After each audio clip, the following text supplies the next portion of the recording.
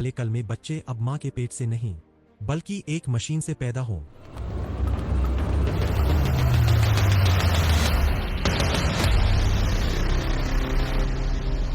जरा कल्पना कीजिए, 9 महीने का पूरा सफर, वो लम्हा जब मां पहली बार अपने बच्चे की हरकत महसूस करती है, वो इंतजार, वो जुड़ाव, वो रिश्ता, अब इंसान की जगह एक रोबोट पूरा करेगा। क्या ये सच है या इंसान अब भगवान बनने की कोशिश कर रहा है? आज हम खोलने जा रहे हैं दुनिया की सबसे रहस्यमयी और खतरनाक टेक्नोलॉजी की परतें। पर सवाल है, क्या यह इंसानियत के लिए वरदान है या आने वाले कल की सबसे बड़ी तबाही?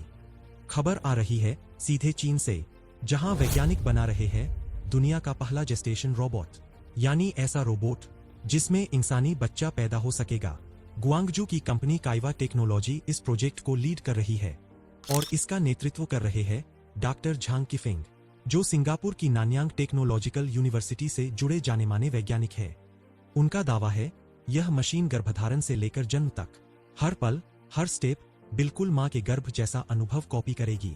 और सबसे हैरान करने वाली बात, इसका पहला प्रोटोटाइप 2026 तक लॉन्च करने की तैयारी है, यानी अब से बस कुछ ही महीने दूर।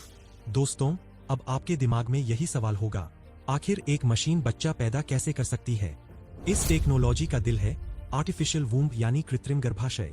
इसे ऐसे समझिए, एक हाईटेक बैग या कंटेनर जिसमें भ्रूण को मां के पेट जैसा माहौल मिलेगा। इस आर्टिफिशियल गर्भाशय में तापमान, प्रेशर, फ्लूइड सब कुछ वैसा ही होगा जैसा एक असली मां के शरीर में होता है।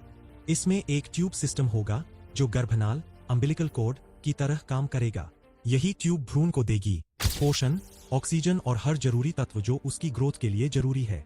लेकिन यही नहीं रुकते वैज्ञानिक, वे कहते हैं इस आर्टिफिशियल वूम्ब को सीधे रोबोट के पेट में फिट किया जाएगा ताकि होने वाले माता पिता उस रोबोट से जुड़ सकें, बिल्कुल वैसे ही जैसे एक मां अपने बच्चे से प्रेगनेंसी के दौरान जुड़ती है। यानी यह सिर्फ मशीन नहीं बल्कि एक रोबोटिक मां होगी। सवाल यह है कि जब प्रकृति ने इतना बेहतरीन सिस्टम बनाया है तो फिर इंसान को इसकी जरूरत क्यों? पहला कारण है इनफर्टिलिटी, यानी बांझपन। आज दुनिया भर में करीब 15% कपल्स इस समस्या से जूझ रहे हैं।